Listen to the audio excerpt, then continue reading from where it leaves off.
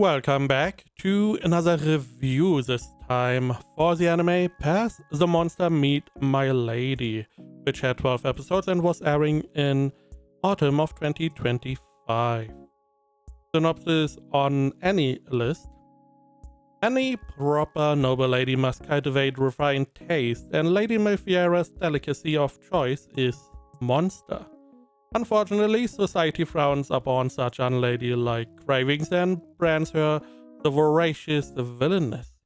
At a banquet, she's attacked by a monster, only to be saved by the feared blood-mad Duke. He's brutal, mysterious, and charming. Could he be the one to appreciate her monstrous appetite? So, in the show we have the blood-mad Duke, the silver-haired dude, and Lady Malfiera, the red-headed lady. And the main aspect of the show is more or less around Lady Malfiera's research. Now this is like a medieval kind of world where we have magic. And in this world there are monsters. Now monster, you can eat a monster, but eating monsters makes you sick. It is somewhat poisonous, it does not become you, you get sick, as if you had food poisoning. Now Malfiera's mother did some research in how to maybe make monster meat eatable or edible, because there were a lot of famines. It makes sense whenever a famine is around, monsters are still around. So you could pivot into eating monsters for the time the famine is in effect, or maybe mix in more monster meat into the normal diet. So that was the research her mom did. And after she, passed away, Malfiera took over that research. So the story is mostly about her and her research in making monster meat edible. I like the idea, the concept, because we have a world where monster meat is normally not eaten unless dire circumstances, and we more or less find a way to, make it edible, make like a new industry or whatever, make it better for the world. We are bettering the world in a smaller but impactful way, which is nice. It doesn't always need to be end of the world stuff. This is nice.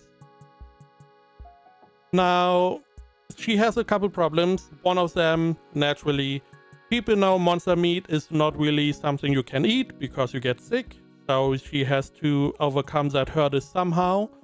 And where she is living, there is a religion, animist, which believes not in eating monster meat. So she has to fight those two sides while still researching how to make monster meat edible. And, we get to see how she, the research goes along, how she does exactly that, how she can make monster meat edible. And after it is being made edible, you can just, normally consume it and prepare like any other animal. And, it is interesting because some of the side effects of making monster meat edible seems to have some usage as well, which is interesting. A nice little touch.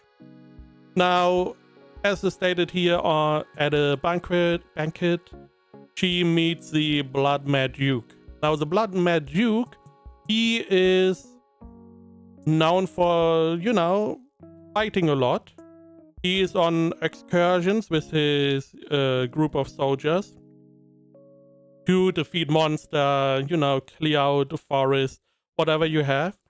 And they do have experience in eating monster meat because they are out in the wild, sometimes for longer periods, sometimes their food is going to, food supply is going to dry out, so they have to resort to eating monster meat. And it never becomes them well. They always get sick, which means that we now have like this nice little, we have someone who needs to be able to eat monster meat and someone who is able to make monster meat edible. So we have a nice connection we can do here. And naturally, there are some romance aspects. The show has like a little bit romance, a little bit comedy, a little bit slice of life, you know, this little mix. And I like,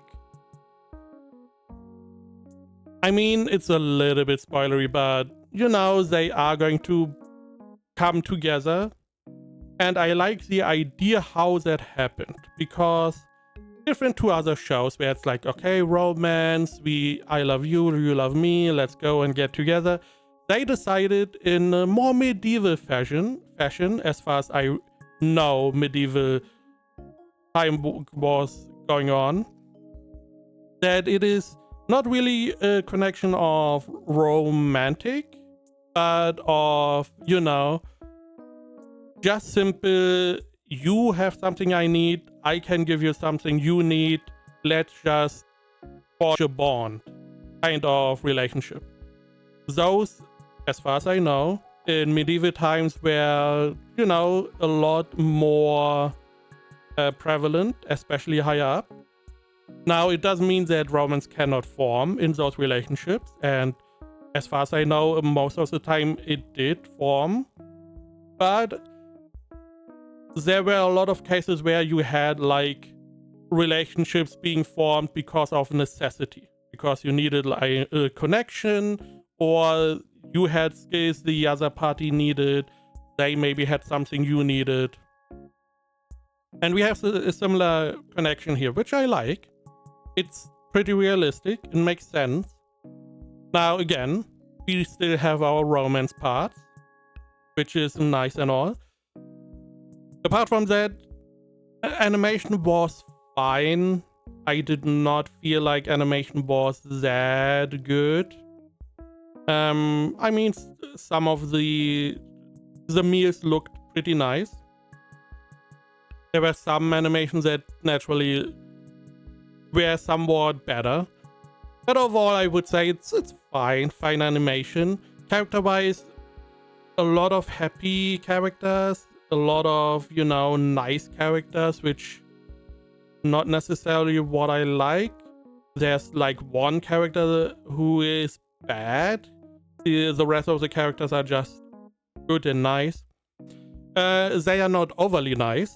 They're just, you know, courteous. I would say, okay, sure. Story-wise, I like the idea again. I like the idea of having a world and we try to make the world better in a small but impactful way, instead of always having like an overarching, we need to defeat God or we need to solve world hunger. This is a nice little, you know, nice little impactful thing we are doing. So yeah, ratings, let's see. AniList has it at 70%, my anime list at 7.13. I would say 7 out of 10. I would say it's fine. It's a fine little show. I like the idea, the concept. The romance, I mean, is fine. It's nothing big for me.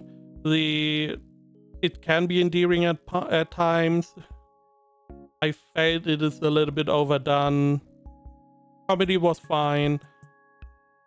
I just really like the main concept. I feel like the concept could have been exploited a bit more.